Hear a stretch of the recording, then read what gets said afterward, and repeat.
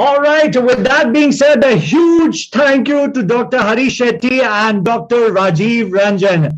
I must say that the first day has been quite informative, insightful. We went through a meditation session for a minute, and then we finally ended in the arms of Bollywood. So it's been very entertaining altogether. But now I'm going to take you all the way across the globe to a fabulous place where we have one of the most talented people in this industry when it comes to promoting mental health, and who's been a very dedicated fighter of presenting, promoting positive vibes.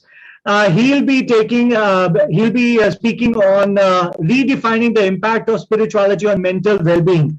And to do the honors to take this session forward, I would invite none other than Dr. Mohammad Maqbooldar, Head of Department of Psychiatry, Government Medical College, Srinagar, India. And Sir has many national and international papers, as well as many organized conferences and seminars. He has played a very vital role in getting Center of Excellence to Institute and General Hospital Psychiatry Unit. Ladies and gentlemen, this is the last session for the day. So let's have a huge round of applause for our platinum sponsor, Gale India Limited. Thank you. And Maqbool sir, aapki taraf. Okay. Thank you, Anurag sir. Thank you very much. So the topic today, basically, we have been discussing from morning is spirituality and mental health. So I'll be taking a little time in on talking on spirituality. Basically, if we take levels of being or nafs, there are various levels like nafsi amara, nafsi lawama, nafsi mutmaina. The highest level is kamila. Nafsi mutmaina means one, the nafs which is contented. And there are certain points in the body, because we are talking spirituality, let me take few minutes and then I will introduce my speaker. So there are certain points in the body, they are called as lataif, like there is latifai qalb, then there is latifai ruh, latifai nafs, latifai anna, then latifai siri, and latifai khafi. This is Sufi psychology. These are lataif. There are some points in our body through which we gain cosmic energy once we do some exercise on that. That in our religion, I should say in Islam, we go to a spiritual leader and then he gives some azkar. I will not go into detail, like yak zarab, du zarab, se zarab, char zarab, abdarband, farzidaib. These are some of the meditative techniques which the guru tells to the disciple. Then after that, a point comes when a person reaches to the level of nafsi mutmaina. When he reaches the level of nafsi mutmaina, he gets a mukam, a level that's called as mukami raza. Mukami raza means where he is contented. If God forbid some bad thing happens, he is contented with that.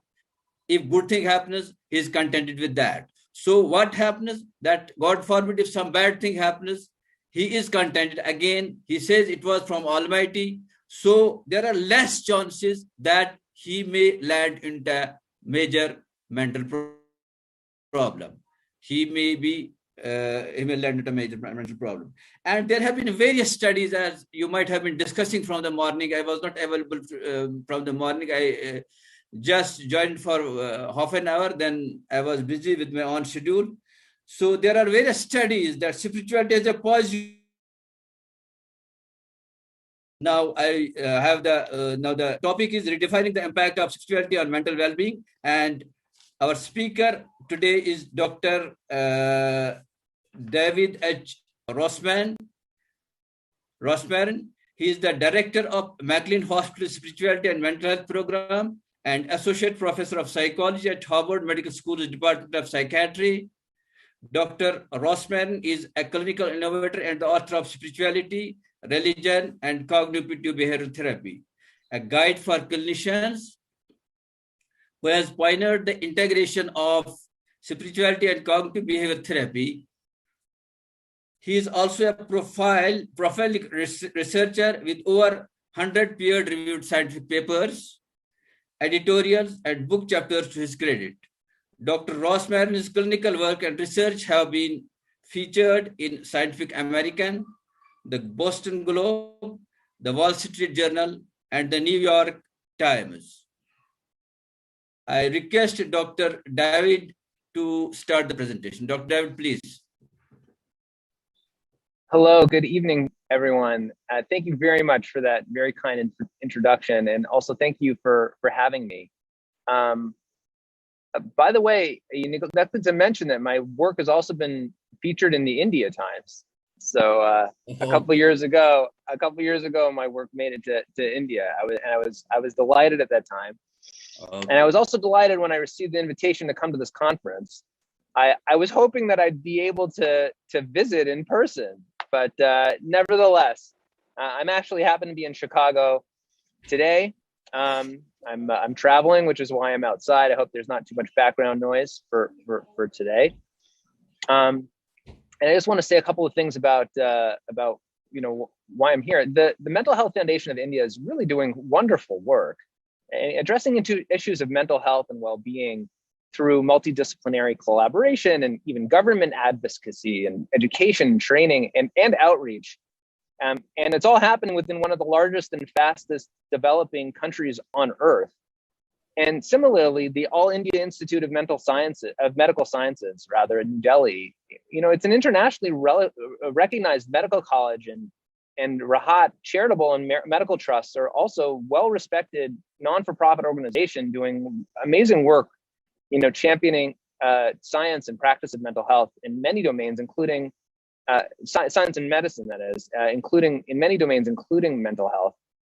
So I'm very grateful to partner with these wonderful organizations and with the leadership to speak about redefining the impact of spirituality and mental well-being. And you can go to the next slide, please. Oh, maybe it's the one after that. So, okay, here's my first slide. So this is the image to me that comes to mind when I think about healthcare practitioners in the modern day. For the past 18 months, doctors and nurses and allied healthcare workers, we've been the frontline soldiers in an international war against coronavirus. And in many ways, it's been our finest moments. We've spent a lifetime preparing, or if we're in training, we are preparing for a lifetime of opportunities to tend to sick people in various ways. And we've come through on the oaths that we made, or the oaths that we will make if we're in training, and the duties that we've accepted when we entered our fields. However, as all heroes suffer, we've paid a toll, and it's a significant toll. There's burnout. It's appropriate that there was a honk of a horn right then. There's burnout, and it's reached an all-time high. I can't speak for India. I think it's probably a little bit better there in mental health than it is in the United States, frankly. But in the United States, the American Medical Association has recently sampled over 20,000 physicians and other frontline workers. And the results, which were published in one of the Lancet journals, found that nearly 2/3 felt very high anxiety or fear, and just less than half had very clear signs of burnout, 49%, emotional and physical exhaustion. You can go to the next slide. These trends are not occurring in a vacuum. Throughout the past decade, mental health concerns have increased substantially worldwide.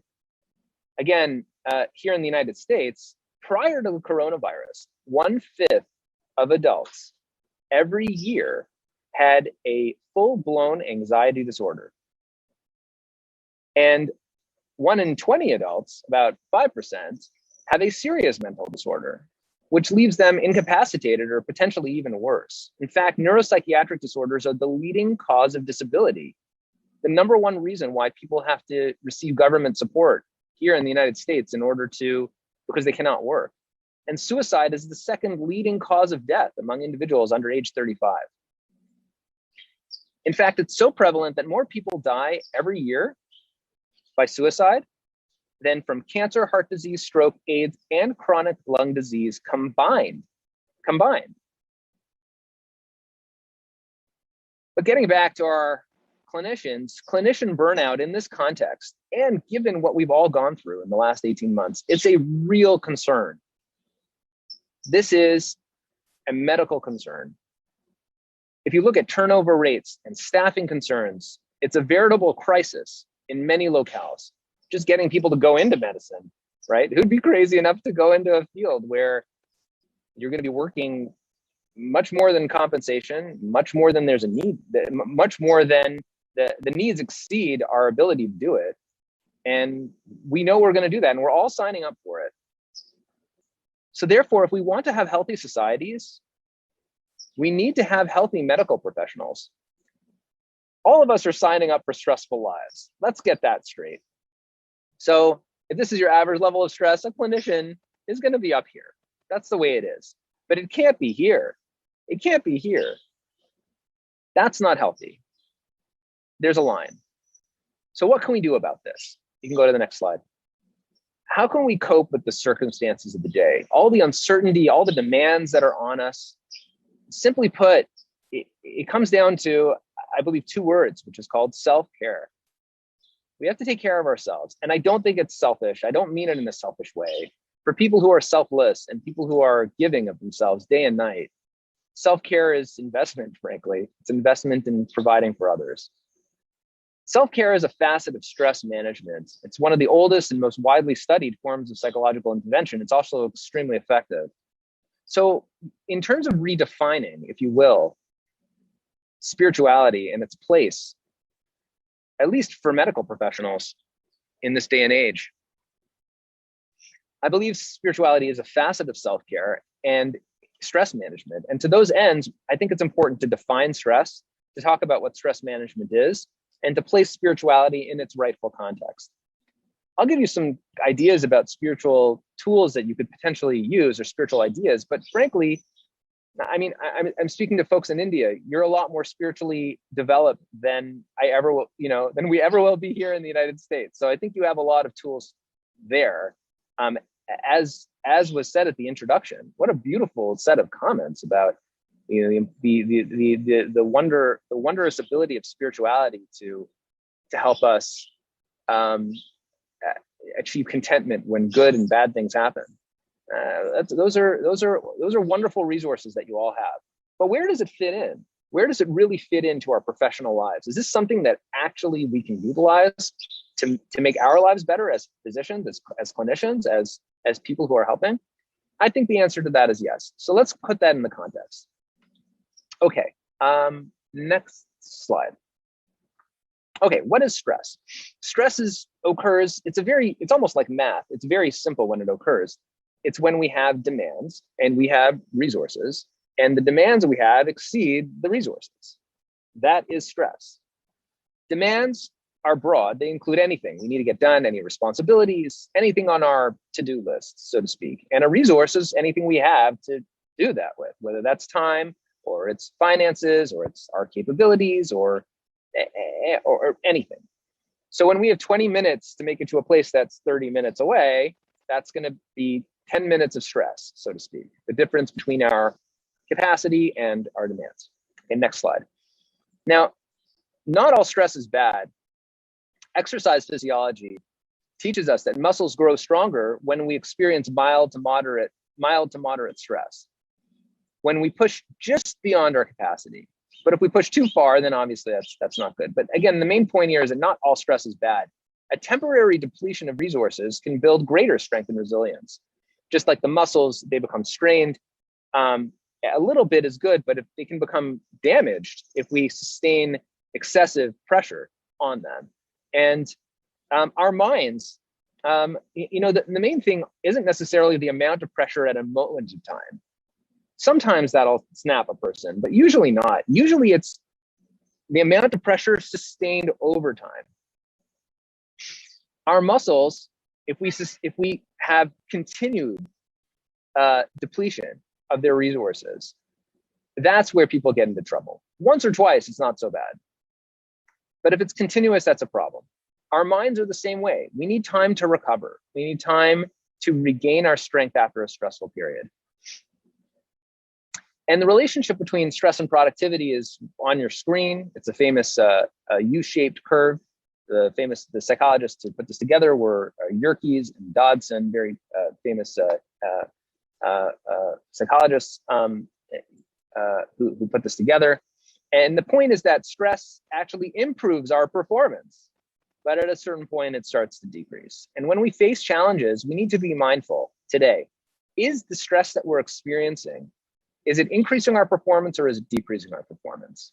Is it giving us a shot of adrenaline, so to speak? Is it triggering a shot of adrenaline within us to be able to have the resilience to move forward and hit that target? Or is it something that's actually seeping copious amounts of cortisol into our bloodstream that we're gonna have to recover from long term? So it's very important to provide, I think the most important aspect here is to provide adequate and commensurate rest. We need to recuperate after times of high stress. The data here in the States suggests that the 36-hour shifts can be done once or twice, but if they're done sustained, that's where medical errors tend to happen. And if we fail to give ourselves time to recover from difficult times, that's where we get burnout, exhaustion, and lack of productivity. Okay, next slide. I also want to mention that not all stress impacts us in the same way. When challenges are predictable, it's different than when challenges are ambiguous. There's a classic study, this is early 1900s, and it wasn't even done in humans, it was done in mice. And they gave mice a very simple task. They gave them a black box and a white box.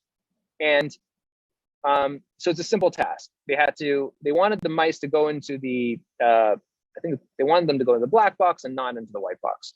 So when they went into the white box, they gave them a shock. And they had different conditions. So when they either had high levels of shock or low levels of shock. And when they had high levels of shock, the mice were more likely to go into the black box, and they did it more quickly because it's a simple task. But then they did it again. And this time they gave them an ambiguous task. It was a dark gray box and a black box. And again, they wanted the mice to go into the black box, and they gave them a dark gray box. And then they had low levels of shock and high levels of shock. At the high levels of shock, the mice were less likely to go into the black box, not more likely, because more intense pressure, when you have an ambiguous task, when you don't know what to do 100%, when it's a little bit hard, that makes it harder. More intense pressure when it's easy, well, that can help. We've all seen that. We've all experienced it. But when you don't know what to do, then the pressure has to come down a little bit in order for us to understand. A little pressure is fine, but too much when it's ambiguous is an issue. Now, of course, human beings are vastly different from mice, but the same effect occurs with us. And with all the ambiguity, frankly, of the last 18 months, nothing's been certain, clear. We haven't known what to do. I just saw a report a couple minutes ago in the New York Times on how it's so impossible to predict. Everybody figured that rates would spike in September, and they have plummeted by more than 60%, at least here in the States. Very hard to predict what's going on today. All that ambiguity, all that uncertainty means that high levels of stress are not necessarily helpful. Okay, next slide. Another point is that our stress is shaped by our perceptions. This picture on the side, if you look at it one way, you look at the black image, you see somebody playing a saxophone. And if you look at it the other way, the white image, you see the picture of a woman in her face. You can play around with it, actually. You can go from one to the other. And stress is the same way. Because for some individuals, their financial stress, let's just say, it's hell on earth for them. And others are more accepting, as long as they can have minimal resources to survive, of course. And along these lines, each person can tolerate different levels of stress in different areas. You might have a specific area of stress that's hard for you. I've seen many physicians over the past 18 months who they weren't concerned about getting sick. They weren't even concerned about infecting their families. They were concerned about infecting their patients. They were most concerned about potentially harming people who they took on a duty to protect and to help. That was a stress. And other people were very panicked about themselves. And then when it came to their jobs, they're doing their jobs and that's it. And it really depends on the individual. So the way that we interface with our stress is critically important. Okay, next slide. Another point here about stress, general point, is that I hope this is clear, but just in case it's not, there are no laboratory tests for stress. I couldn't test your cortisol levels or serotonin levels or anything else and understand how depressed you are, how anxious you are, how stressed you are. And there aren't even categories. It's not like high or low. I mean, the most advanced technology for determining your stress level is a 0 to 10 scale. That's the most advanced we have. 0 would be no stress, which probably you don't have because everybody has some stress. 10 is the worst stress on earth. You probably have to go to a hospital. So hopefully you're not at a 10. And that leaves us with 1 to 9, right? 1 through 9. 1, 2, 3 is low. 4, 5, 6 is medium. 7, 8, 9 is high. And this is a scale that is extremely helpful to use on ourselves. How stressed am I right now? Am I low? Am I medium? Am I high? Am I at a 2? Am I at a 4? Am I at an 8? And it's important to get aware of that, to be aware of it in order to know which tools we need. Do we need more which tools of self-care do we need? And I'll explain different self-care tools soon. Okay, next slide about stress. And this is maybe the most important. There's only one way to manage stress. Defining stress again is that, just a minute. If we define stress again, it's that our resources, our demands exceed our resources. And when it comes to fixing it, therefore, there's only one thing. We can either increase our resources or decrease our demands, or both. But that's it. Those are the only way to change and modulate our stress response is by increasing our demands, increasing our resources, and that might be our perceptions. It might be reducing the ambiguity of a task. It might be tolerating the ambiguity of a task more, whatever it is, and reducing the demands and increasing our resources. And given how uncertain things are today, we need to be more well-balanced. The burnout is real. Especially as healthcare providers, there's so much on your shoulders. When a healthcare provider walks into their place of work, it's like you're flying a plane. There are hundreds of people on board, and your moves, what you do, can have a permanent effect on people's lives. So let's talk about ways to reduce demands, increase resources, expand our self-care. And I think spirituality fits into this in a very important way, as you'll see at the end. Okay, next slide. So one important thing when it comes to our reducing our demands is to say no. You know, there's a critical strategy just to get things off your plate and recognize this is a limit. We can't do this. Healthcare professionals, we naturally want to assist people. We want to help people, especially during a challenging time. But you know, if you traveled on an airplane, one of the things there are these. Hopefully they don't deploy, but if there's a drop in cabin pressure, then oxygen masks will come down. It's never happened to me. I've flown on planes hundreds of times, but they'll tell you put your own mask on first and then help somebody next to you. Because if you don't have oxygen, you can't help someone else. So it's important for us to learn how to say no. I will challenge everyone here that in the next 24 to 48 hours, find a limit that you have and say, I'm really sorry, I can't do that. It's not easy. I hate doing this. I hate saying no. I really don't like refusing to help people.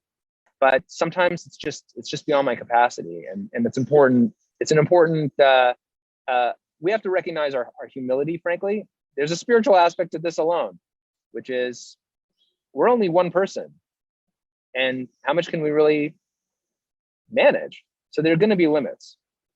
Okay, next slide.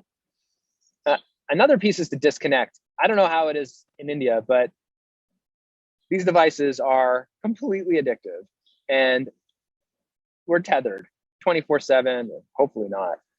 We know everything all the time. It's completely overwhelming. One thing I've tried to do, especially during the pandemic, was to turn this off an hour before bedtime.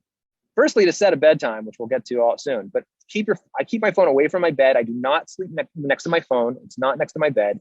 It's in my office. It's 20 feet away. Someone really needs me, they'll find me, they'll wake me up, but it's not next to my bed. So if I wake up in the middle of the night, this isn't next to me. And the impact of technology on our emotions is massive. And we do need to disconnect. It's a huge strategy. Okay, next slide. Another piece is to delegate.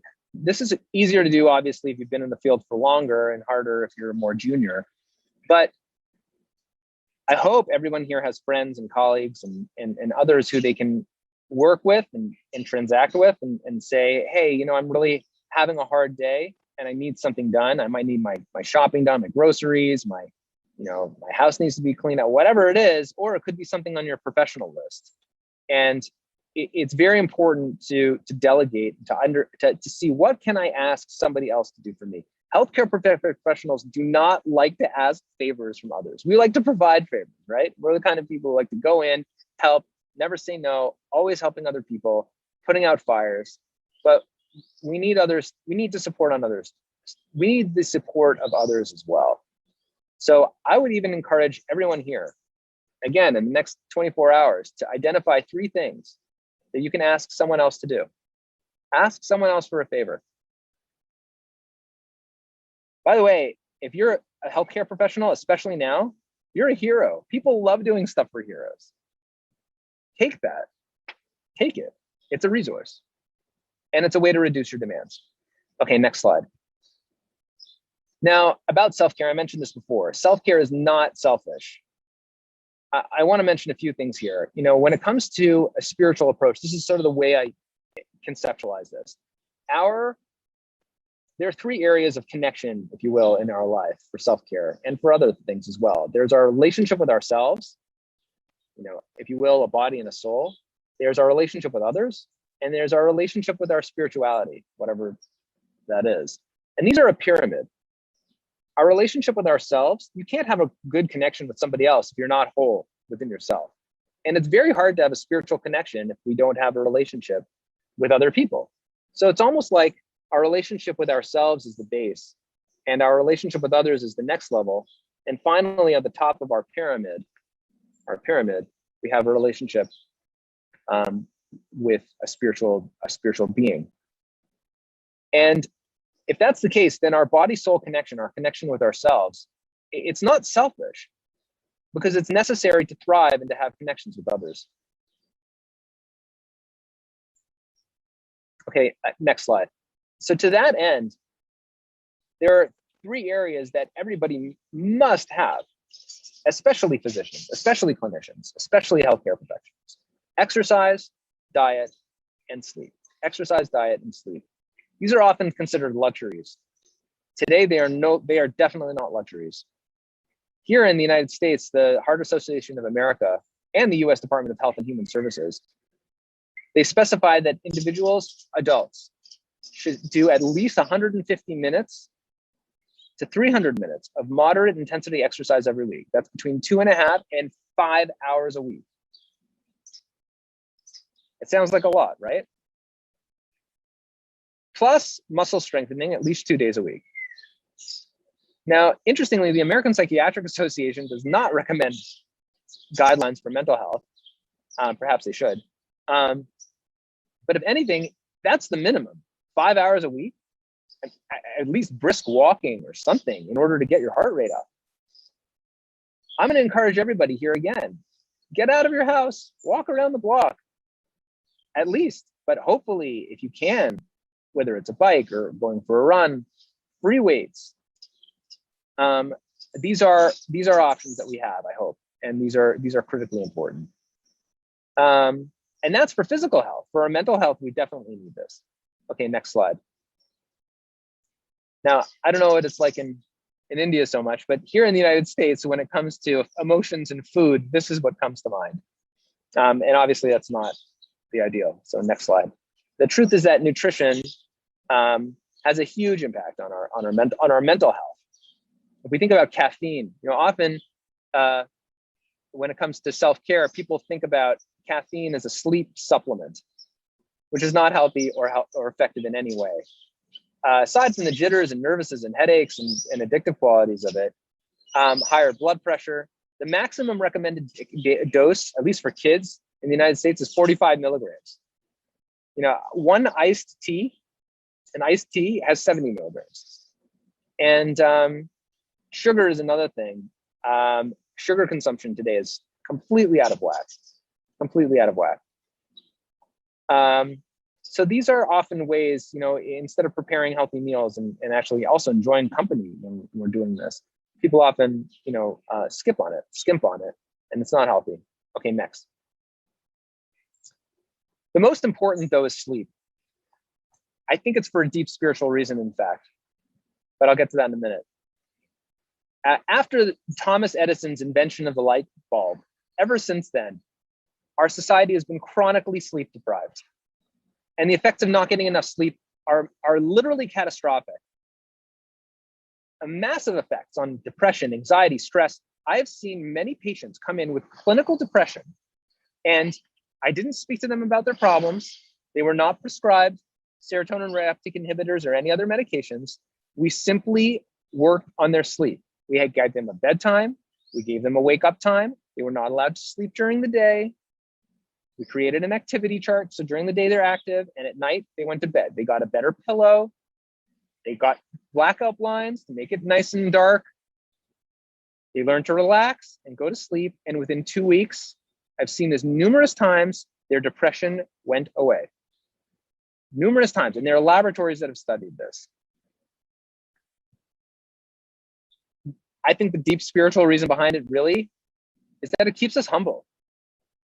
We're not supposed to work 24/7 because we're not supposed to accomplish everything. There's only so much. We're human beings. There's only so much we can accomplish. When we sleep, we're letting go. We're saying, I'm not in charge. I'm taking a break. If we believe in something greater, it's, you know what? You're in charge.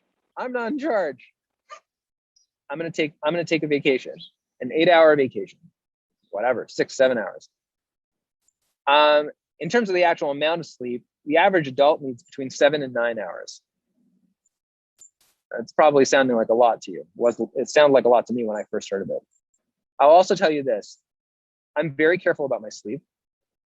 When I travel, it's a little harder, obviously.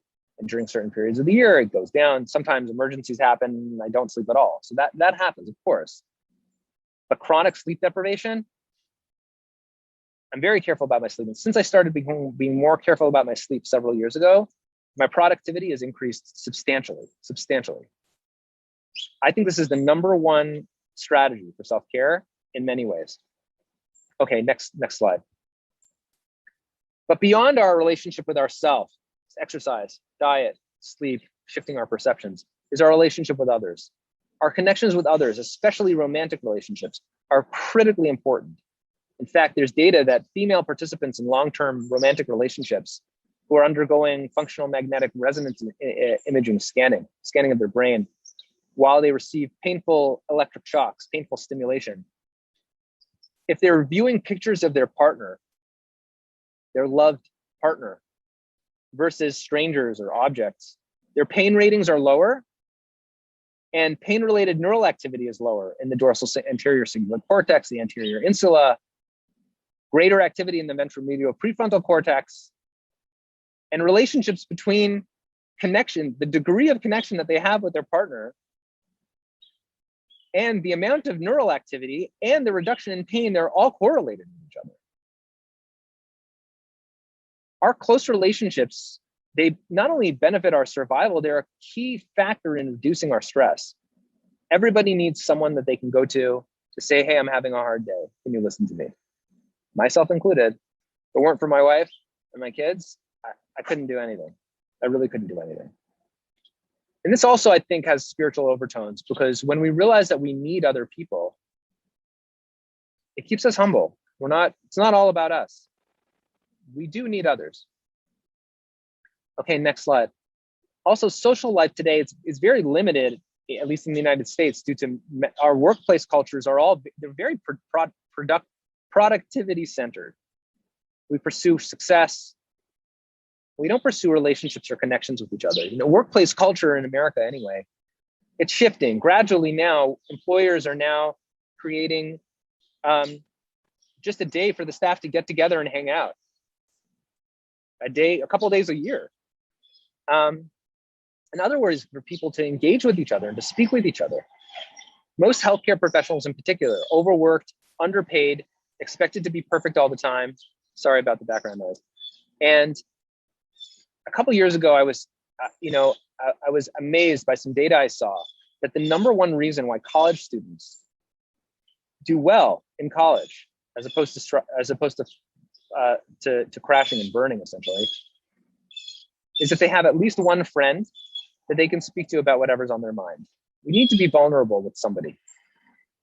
Okay, next slide. Now, this is where spirituality fits in.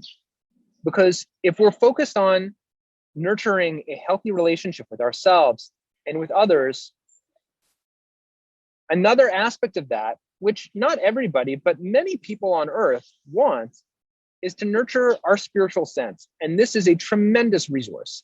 It can reframe our perspectives. It can give us a healthier attitude towards life. It can give us greater resources, and it can help us to realize when things are not our job. Not everything is your job. Not everything is our job.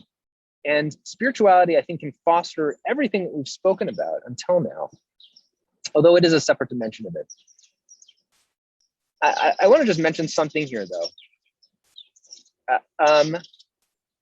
In the good old days, so to speak, it was far more common for people to take spiritual approaches to dealing with stress.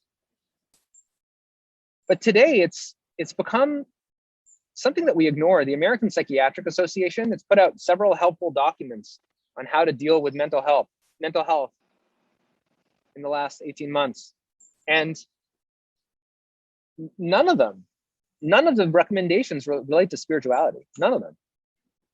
The Center for Disease Control in the United States, their major documents on stress and coping, all of the strategies are non-spiritual. They're all along the lines we've been discussing to some degree, although with a different tone. And I think it's a shame because some of the most profound, potentially effective coping strategies are spiritual in nature. Sometimes spirituality is a beacon that keeps us directed, clear about where we have to go, and it gives us hope and meaning. Next slide, please. In fact, spirituality has such important effects. If you look at the data, this is some data out of the United States anyway. In December 2020, okay, prior to the pandemic, 34% of Americans had excellent mental health. Not very many. By the way, it's not as good here as you might think. That's another talk. 34% of Americans only had excellent mental health prior to the pandemic. Now, interestingly, among people who attend religious services weekly, there was actually an increase in mental health during the pandemic. Among people who did not, there was a drop of 12 to 13 percentile points. A drop in 12 to 13% of the number of people, the percentage of people who have excellent mental health if they do not go to regular religious services. And if they do, then there was actually an increase during the last 18 months. To me, that was a fantastic finding. Okay, next slide. Here are a couple of concrete ways to frame uncertainty to understand spirituality. And I feel like I'm sort of preaching to individuals who are, again, a lot more spiritually savvy than I am. Fortunately, in India, it's not uncommon to rely on spiritual resources. So I think you probably know a lot more about this than I do, but at least from my limited perspective, here are a couple of ideas. One of them is gratitude. Gratitude is being thankful, being appreciative, being ready to return kindness to others. And it's a spiritual emotion because, well, it's present in all major world religions. And also it's correlated. People who are more religiously involved are more likely to show their gratitude and to express gratitude. So how do we have some gratitude in this last year, which has been very challenging? Well, we have incredible access to communication, telehealth. Many people have had more time to sleep, although not if you're in healthcare. There's been modern medicine has really had its moment to be able to come forward.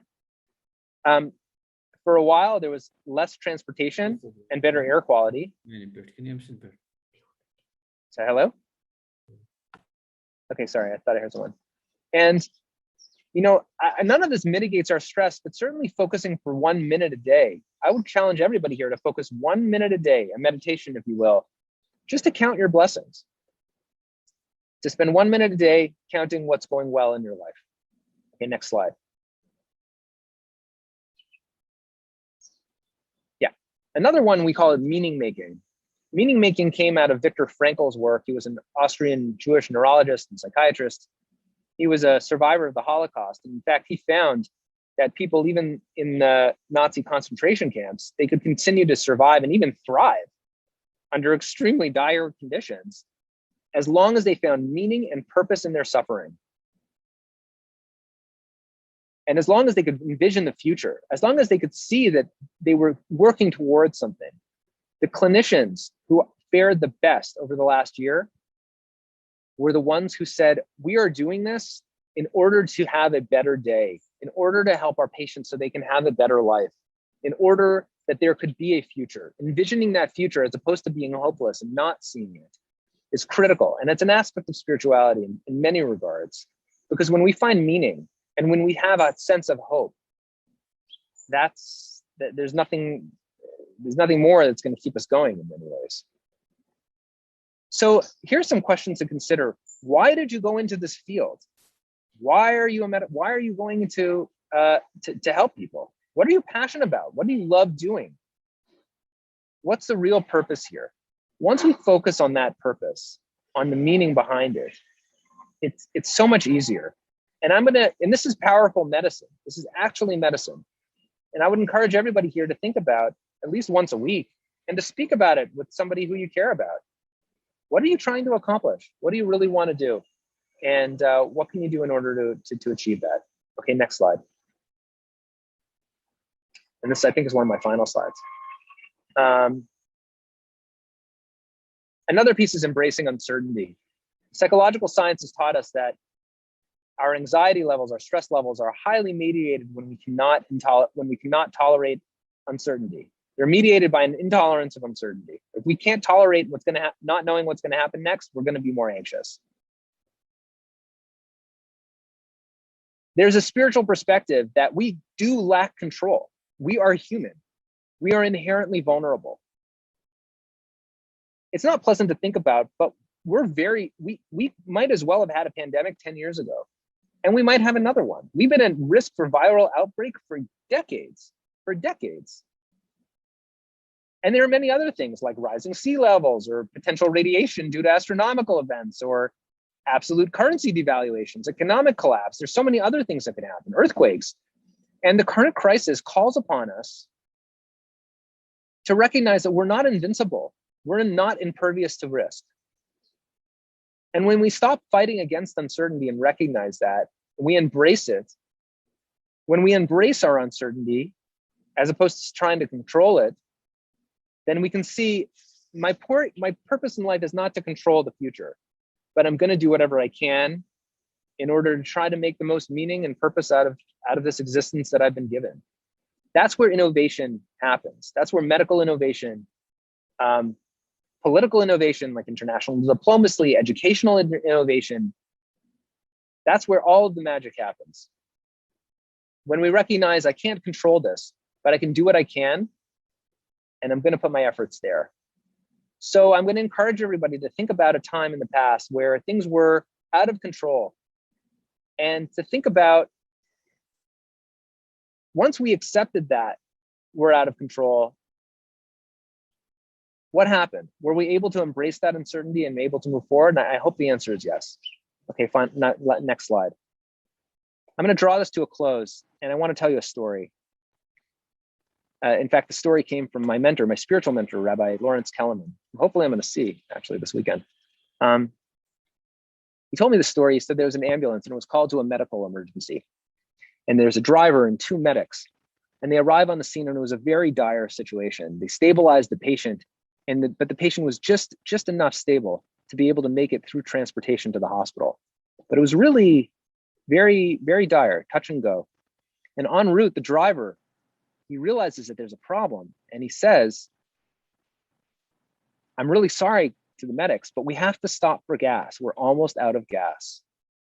And they yelled back, they said, you can't stop for gas. The patient isn't going to make it. We have to get to the hospital stat. Let's get there now. And he said, but if we don't stop for gas, we're not going to make it. And they yelled back, no, keep driving, keep driving. We got to try. We need to get to the hospital. I think you all know what happened.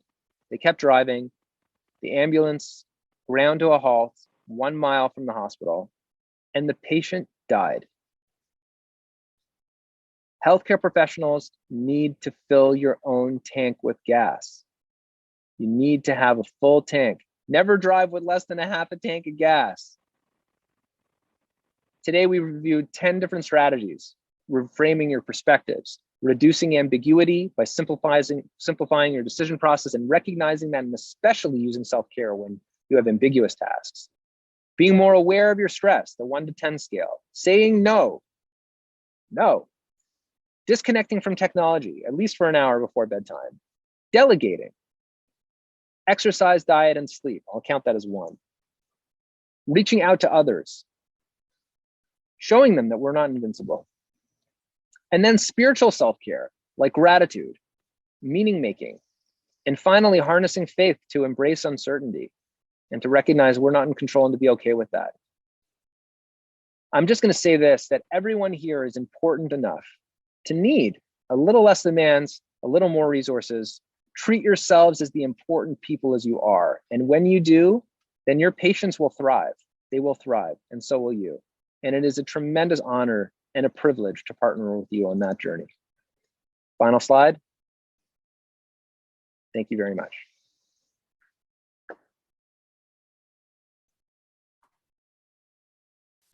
Thank you, Dr. David. Thank you very much. So I'll be summarizing a little bit. You talked about prevalence of anxiety disorders in US adults, then stress management, what is stress, then stress and ambiguity, stress and perception, measuring stress, then stress management, like you talked about, recognizing our limits, learn to say no, disconnect from these technical devices, ask for help, self-care, then exercise, yoga, physical activity, you talked about that, then about balanced diet, sleep duration, social support, and spiritual support. Thank you very much. And now we are having some questions, so I will be taking.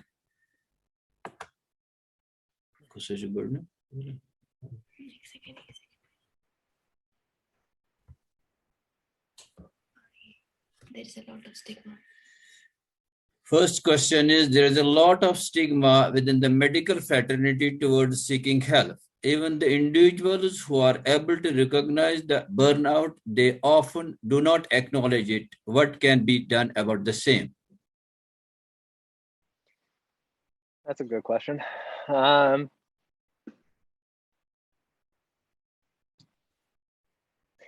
think medical professionals especially need to recognize the fact that we're human and the fact that we're not invincible. That enhances our ability to help people. Because if we're invincible, we can't really relate to our patients because our patients are sick. Our patients are having issues. But when we recognize that we're not perfect ourselves, we're not we're not that strong ourselves. We might have some specific skills. We might have a bit more strength. We might have some resources. We might be blessed with the education that we have, and maybe we went and did what we could, and we some of that might be to our credit in terms of our efforts. But I think when we recognize our own fallibility, we become better clinicians. We become better able to take care of people. And to me, if you're a doctor and you don't recognize your burnout, you're probably not that good of a doctor. Yes. I think that's probably the most important message. We need to appeal to physicians, to clinicians' sense of duty to their patients. And once it becomes a patient duty to recognize our own burnout, then I think we'll do it. Okay. Dr. David, second question is, well-being has many dimensions like physical, mental, emotional, social, and more. We have talked about how spirituality affects our mental well-being. So does it also have an impact on other dimensions of well-being? If yes, then how? It's a great question. Dr. Harold Koenig would be a better person to address this. My my focus in research and being in a department of psychiatry is really one on mental health. I do think it affects other areas of health. We've seen effect, for example, on cardiac disease. There are some pretty well-known effects. On certain areas, it's a little bit more complicated, like diabetes. But certainly cancer, it's not so simple. It's sort of hit and miss. But when it comes to heart disease, we have some pretty clear data that there are potentially some benefits. In terms of social, spirituality and religion can be very pro-social. Firstly, most religious groups anyway, they get together as a group. So people, going to services on a weekly basis at least keeps us social and engaged with someone. Also, people who are spiritually and religiously inclined, at least in the United States, are more likely to get married, more likely to have families. So there's that piece of it as well. It's sort of part of the culture. Also, when we have a spiritual view of other people, another person isn't just an animal. They're as we would say here, made in the image of God. I'm sure there's an equivalent to that in the Indian culture. That people are special, and our relationships with them are to be cherished.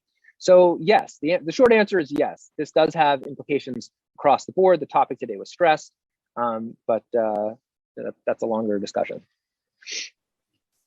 Okay. Another question is, do you think in the current political system globally and the political stand, anyone holds adds to the depression and anxiety, especially when one is constantly judged with extreme prejudice on the opinion they hold?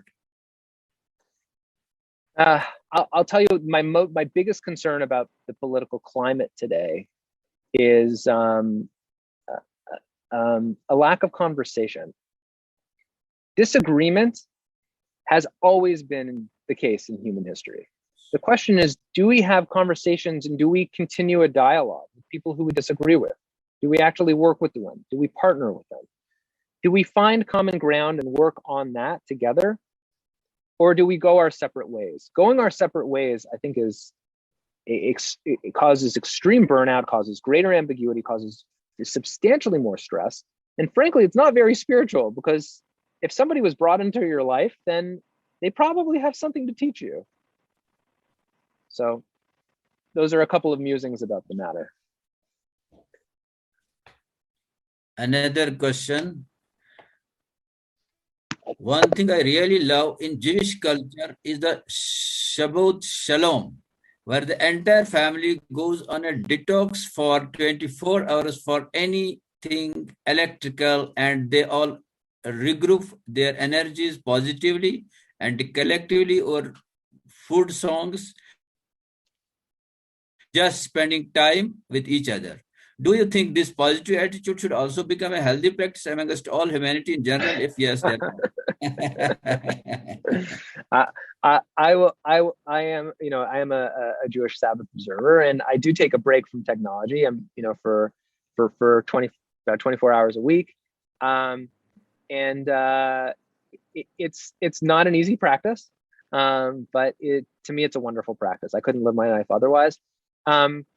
I will tell you this. How about an evening off a week? How about from 7 p.m. till 7 a.m. one day a week, taking 12 hours off. yes. Even from 8 p.m. till 8 a.m. Till 7 a.m. or till 6 p.m. 6 a.m. rather. Taking an evening off a week and spending time with people. I think 24 hours is something to work up to, maybe, and maybe it would help. I think it probably would, frankly. But to at least be able to separate from our devices for an evening a week or for an hour a day also. This is important. They're powerful devices. Thank you, Dr. David, for your excellent presentation. Thank you. Thank you very much. This was an excellent presentation, and this was a lesson for the day. Over to Anurad. Mr. Anurad, please. Thank you, Mohammed sir. And although it's going, but I would still say shalom to David sir. And a big thank you for actually enlightening us with the certain topics that weren't covered during the day. But luckily we have your insight, and thanks to you and Mohammed sir, we could touch those topics. A big thank you to both of you. I would request you to also join tomorrow and day after, but as a participant, so that we have more sessions coming with more illuminaries who are going to give us a more constructive, arsenal artillery to fight against a holy war against depression, against anxiety, and all the issues that are related to mental health. For your kind information, yes, sir. We are celebrating Mental Health Week, and tomorrow we have an important function at our institute where Divisional Commissioner Kashmir will be there, and there will be other galaxies. And then I'll be having a talk on this DD, so I may not be able to attend all the sessions. No worries, sir, but in your heart, the positive vibrations are going to read us. So that is all. Be it Chicago, be it Srinagar, be it Delhi, or be it Melbourne or UK. Dr. Nand Kumar, Dr. Rakesh Chadda,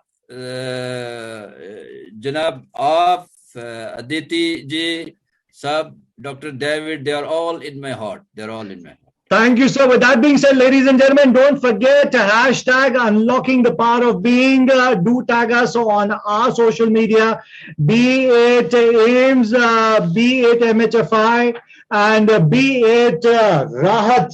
That's right. We are Rahat ko agar break karenge, so it will be known as Raha at. So it's Raha at, the way to come into mental health and get more positivity. You get in touch with all three of us because we believe in the power of being one. And let's get one-on-one tomorrow and day after. I have 2 more fabulous days. So see you then, and have a good dinner and have a good night's sleep. In fact, hug a few people. Say thank you, as sir was saying, gratitude needs to be there. If you should have a lot of gratitude in your attitude and no attitude in your gratitude. Yes. This is copyrighted by me. But in other words, a big thank you. Bahut shukriya.